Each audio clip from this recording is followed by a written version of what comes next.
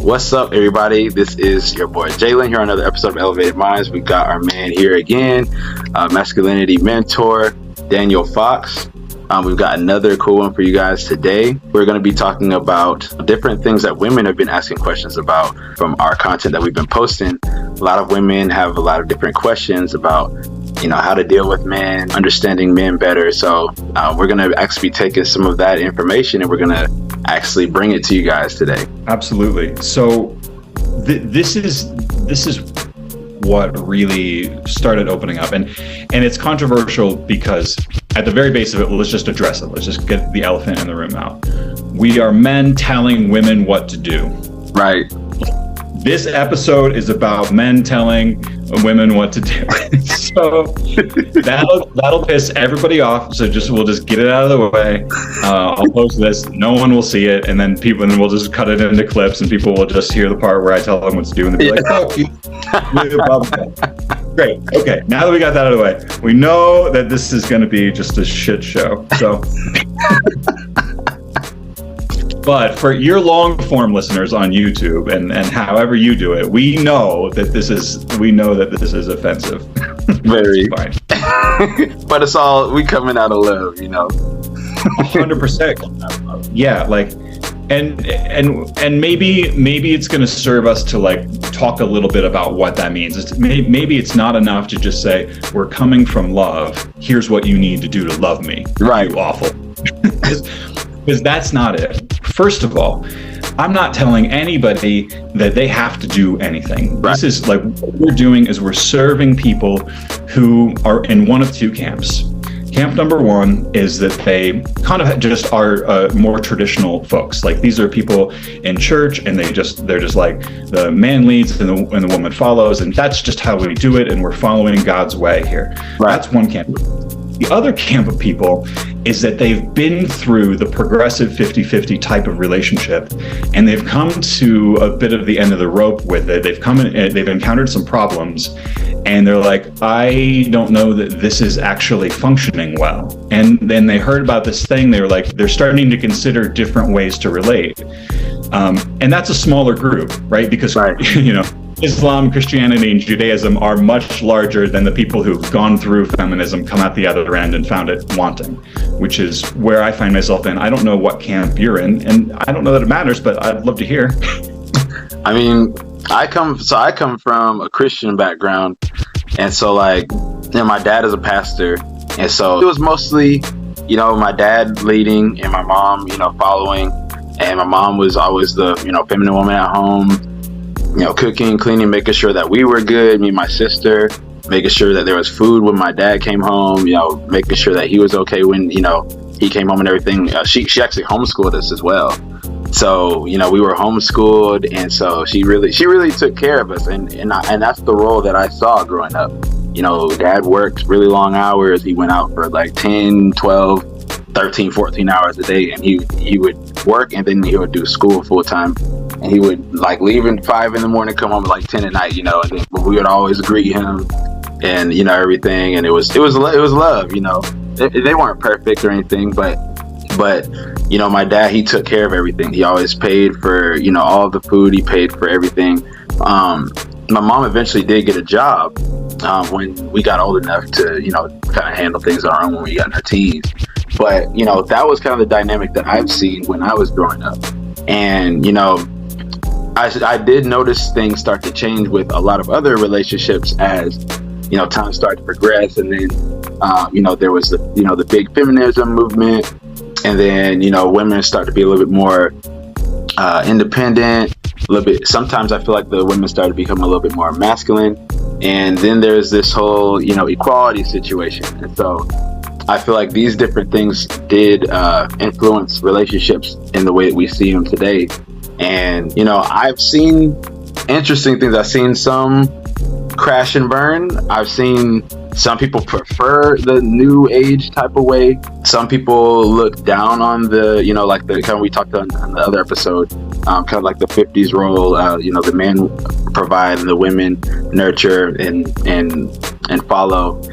And a lot of people look at it as a negative thing, but I feel like, if it's done correctly, the thing that I've seen is a lot of women are saying, well, if we put all of our power into the hands of these men and we let them provide and we let them lead, what if they lead us the wrong way? Or what if, I'm going to be vulnerable with nothing?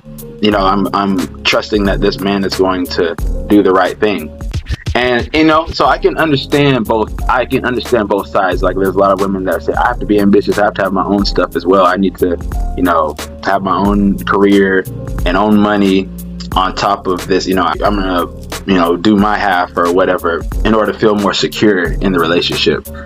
So, but in that also comes something where the woman is also, she's having to pull some extra weight that is going to actually kind of depolarize things, because it's both people pulling some weight. Now, I do feel that both should work together, especially if we're going to try to build something.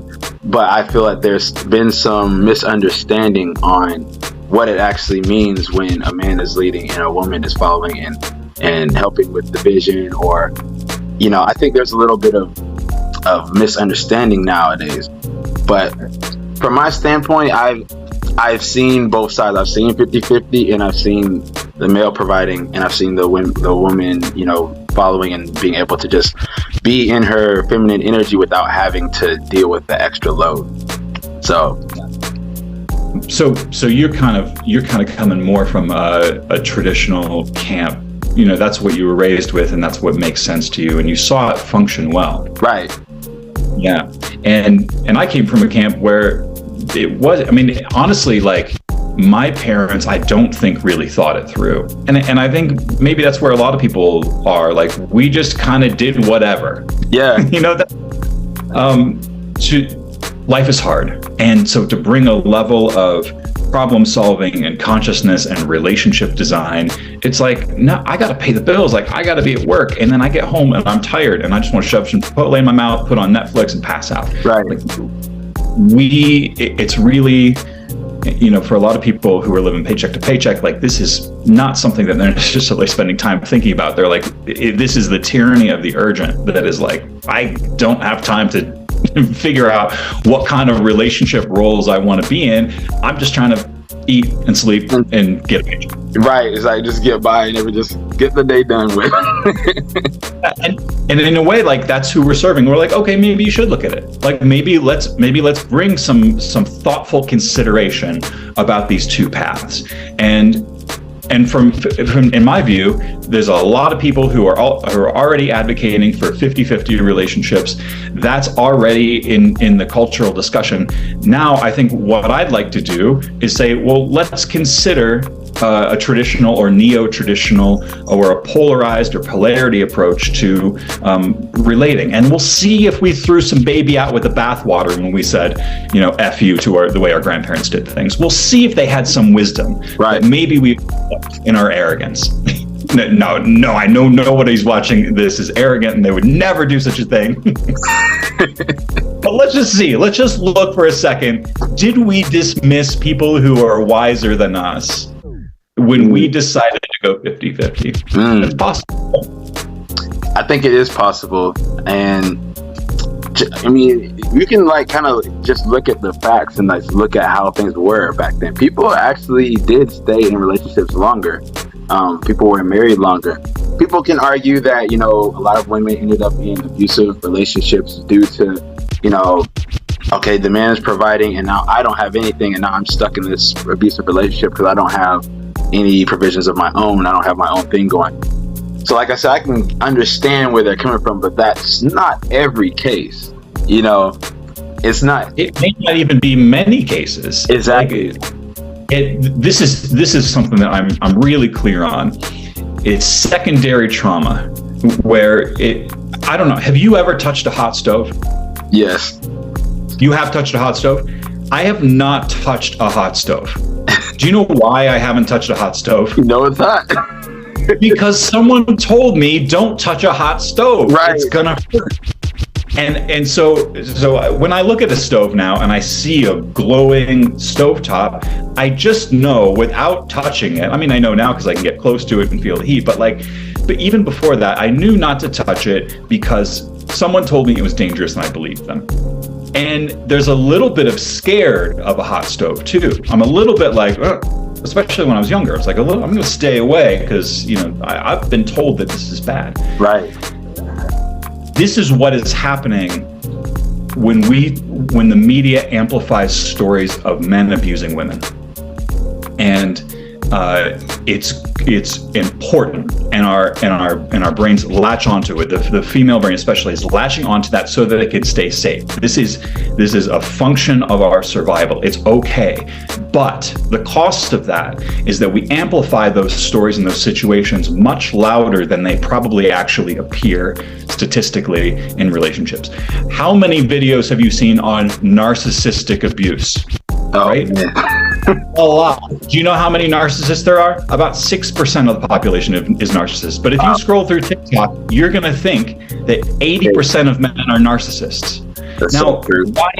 why is that important? Okay, because being in a narcissistic, abusive relationship is super bad, and you want to avoid it. It's the hot stove that we're telling people about. But guess what? Only about 6% of those stoves are on and hot right now. And because we're talking about it so much, you think 80% of the stoves are hot. It's about 6. Wow. About 6%. Wow. And see, that right there is something that everyone needs to look at, because everyone is looking at it as, there's so many terrible men, there's so many bad apples and all this stuff when it comes to relationships. But a lot of times, I think people are just ignoring the signs. A lot of times, people just have to look past what they're seeing right in front of them and look at what people are doing, look at people's actions. A lot of times, like I said, I think I said in the other episode, people can hide who they really are for about 90 days. And so the little bits of them starts to come out. And I think the issue with a lot of different women is, this could go for men as well, is that they stay in these types of relationships a little too long when they see that there's signs of abuse, abusive traits and things like that. It could be comfort that they stay there for. They could think that they're not going to do better, or they are really attached and love this person, or they could be infatuated with them, and they feel that I feel like I should just see this out. Maybe if we get married, things will be different. And that's the problem I think a lot of people run into, and this is what a lot of people are seeing. They're seeing the results of a lot of these different relationships where people shouldn't have gone into them. A lot of times they were warned about these relationships, but they went ahead and did it anyway. And now you're seeing a lot of people that are in these toxic, abusive, maybe some of them might not even be narcissistic, some of them might just be just toxic in general, but they kind of put them in the box of narcissism. There's a lot of different things going on that people are noticing when it comes to these relationships. But when it comes down to it, and that, like you said with the facts, only about 6% of those types of things are actually happening. So either someone is BSing, or somebody is just seeing too many portrayals of this, or maybe they're seeing a lot of, maybe they are around those types of people that are in those types of relationships, and that's their view. They're looking at it from where they are and what they're seeing. Let's look at this from an evolutionary biology perspective. If you come across a bush full of ripe berries, you're going to be like, oh, hell yeah. Like, I just got dessert. And you can, and so like that's going to spark some enjoyment. You're going to be like, awesome. Now, this is, by the way, we're hunter-gatherer. We like rewound about 6,000 years. So 6,000 years in the past, you come across a bush of ripe berries and you're like, oh, hell yeah, this is my dessert. I'm all about it. And it's going to ping that positive thing in your brain. But if you come across a nest of vipers, your brain's going to go, oh, hell no. But it's going to go, oh, hell no, at a rate that's about 5 times more alarming than the good bush of ripe berries was. Because if you come across a bush of ripe berries, you can get some berries, and that's great. But if you can pass it up or whatever. But if you come across a viper pit, you will never come across and you don't treat it right, you will never come across a bush of ripe berries again. That's true. the encountering that viper pit should be focused on at about 5 times more important. And this is why the media is the way it is. It may not be lizard people that are controlling our brains. It may just be our lizard brain controlling our brains. That's another thing right there. You know, I think a lot of people are moving out of fear when it comes to relationships and how they're, even the way they're coming into relationships. There was a video I seen before, and it was saying how a lot of people are actually, like, the way that society is, and people are moving out of fear, and a lot of times they're actually setting themselves up for serial monogamy. And I was like, wow, that's interesting, you know, because these people are going into this relationship, they're saying, you know, I'm just going to be with this one person, and, you know, but they're already entering it thinking something's going to go wrong. They're already entering it like, okay, what has this person got going on? What is this person? What are their intentions for me? What are, you know, are they pure? Are they actually wanting to be with me? What is actually going on here? But a lot of times they're actually entering these relationships already guarded, already waiting for something bad to happen. And if you go into a relationship with that type of energy, that's how it's going to end. You know, you're already feeling, you know, you're feeling that fear even more, and so you're going to move in that way, which is going to cause your partner they're going to see that, they're going to feel that, even if they aren't catching on subconsciously. They're going to see that, they're going to feel that type of energy that you're bringing right on. And this could be from a past relationship or things that you've experienced in the past. You know, this you're bringing that right in. You are, yeah. And so Jordan Peterson was asked once, how do I know I'm not going to marry the wrong person? And he took a second. He was like, you can't know. You know, he delivered it in Jordan Peterson style. You can't know. You can't know. You decide, and you do it, and you live that way for the rest of your godforsaken life. He didn't say that. But, you know, he makes a really good point where when you know that you're ready for marriage, when marriage comes into your awareness as the right thing to do at this point in your life, then you don't know if it's the right person. You hope that you find enough signs that your values match, that you have similar lifestyles, and then you commit. Mm-hmm. And then you make something, then you build something that didn't exist. You're not discovering, you're creating. That part. You're not discovering how good the match is, you're creating how good the match is. And I want to come back to a point that you made, which is when you enter into a relationship from a place of fear. When I first understood that you attract what you fear as much as what you desire, I thought it was horseshit. I just didn't. I was like, that's dumb. I don't do anything. I just life happens and I just deal with it, you know. And the older I get, the more that I notice the actual real life mechanics of sabotage when someone fears something. And I notice this really, really precisely in relationships, because I date honest people and they will tell me what they're afraid of. And then I'll watch as they create those things mechanically by what they say, by how they respond. And I can even reflect it back to them. I'm like, when you just did that, you were afraid of something, and my reaction to what you just did is going to create that thing that you're afraid of. You're afraid of abandonment, so you're not texting me back because you're afraid I'm going to abandon you. Well, if you don't text me back, I'm going to abandon you because you're not engaging. Something like that. That's not a truism for everybody, but you actually get to watch how what someone fears ends up becoming their reality, particularly in relationships. That word you said, that's the word that was floating in my head, sabotage. That's the word that just came to my mind. People, when they're fearing certain things, like you said, you're going to attract that in some sort of way. You don't even notice that it's going to come into fruition. You don't know which way it's going to come, but it could be the way you're moving that's going to make the partner do something that creates that, just like you said. And, you know, I think when people are moving out of fear, they're self-sabotaging themselves because they're telling themselves this story of, you know, this always happens to me. Someone always cheats on me. Someone always is disloyal to me. Someone is always, you know, doing me wrong. They they're not giving this energy back to me, or whatever it might be. And a lot of times people are going to move in a way where they're literally self-sabotaging and they don't even realize they're doing it. And a lot of times they're going from one relationship to another one to another one, and they're thinking a lot of times that it's these people, it's all these people, but really it's coming from yourself. The human psycho-spiritual complex needs to be right. It needs to be right about how the world is. It needs to be right about other people. And so it will create scenarios in the craziest ways to make sure that all men are the way that you know they are.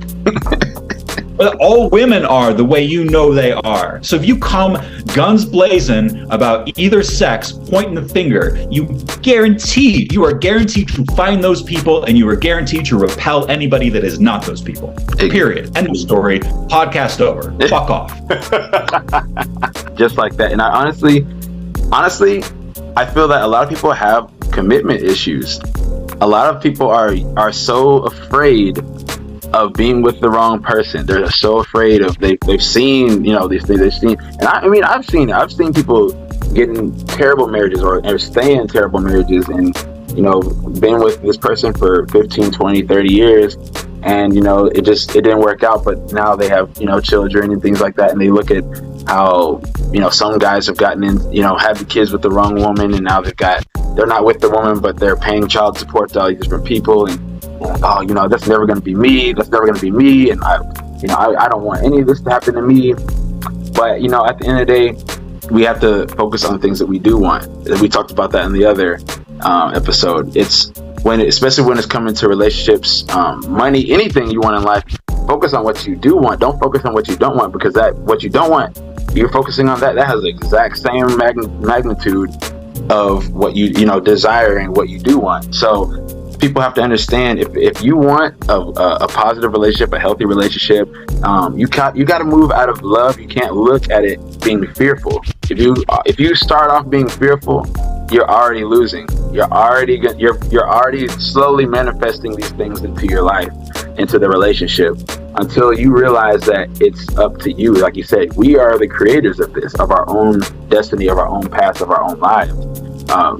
People, you don't just get into a magic relationship and everything's going to be dandelions and butterflies. That's not how it works. You can have the person that is the most perfect match for you. You can have someone that aligns with you spiritually, physically, emotionally. You guys have every value lined up. You guys got things in common. You guys don't fight. You guys just get along. But you still got to work. You still have to work. Even then, a relationship is still work. You still have to create. You have to create the relationship you want. You still have to teach the person how to treat you. You got to learn the other person. You got to learn what their dislikes and their likes. You got to learn what works, their love languages. All these different things come into play here. And people just think that, I got the perfect person, so the relationship's going to be so easy. It's like, no, it's still going to be work. It might be better than if you were with someone that's not aligned in any of those ways. But even then, you still have to put in some work. Oh, man, you get the perfect person and you haven't done the work, you're going to ruin the perfect person. You're going to ruin them. Now, bro, I don't know if you know this, but I love the Bible, and what you said just brought this up. Philippians 4:8, King James Version. Finally, brethren, whatsoever things are true, whatsoever things are honest, whatsoever things are just, whatsoever things are pure, whatsoever things are lovely, whatsoever things are of good report, if there be any virtue, if there be any praise, think on these things. Why? Because those are the things that you will draw into your awareness by virtue of focusing on and selecting them into your consciousness, right? This is the great curator of the rest of your life. So pay attention with what you do with your eyes and what you take in. This is the creative force, the creative force that we all have, that we all walk around with. So focus. This is some spiritual shit, right? Yeah, it's the Bible, but it's also that movie that you saw in 2002 with The Secret. Exactly. It's also The Secret. Exactly. We ignore these things, but it's like these simple things. It's like we have our own power to reprogram our minds. We have the power to change the reality of what we see and what we experience every day in our lives. And, you know, like I said in another video, it's like, you know, people like to play victim a lot of the times. And, you know, you can be a victim as long as you want, but as long as you stay right there, you're going to continue to get that type of thing in another form. It's going to always come back to you in that way, because that's what your reality is. And so it's like it just said in Philippians, focus on these things that are good. You need to, it's like all about reprogramming. It's all about reprogramming. If you want a solid relationship, if you feel that, oh, you know, I've just always attracted these types of relationships. Like I could tell myself that story if I wanted to. Oh, I've had, you know, 2 or 3 toxic relationships. I can tell myself, oh, you know, this is the type of woman I always attract. I always attract crazy women. I can keep telling myself that, and I'm going to keep attracting crazy women, you know? But if if I wanted to change that, then that's going to start with me.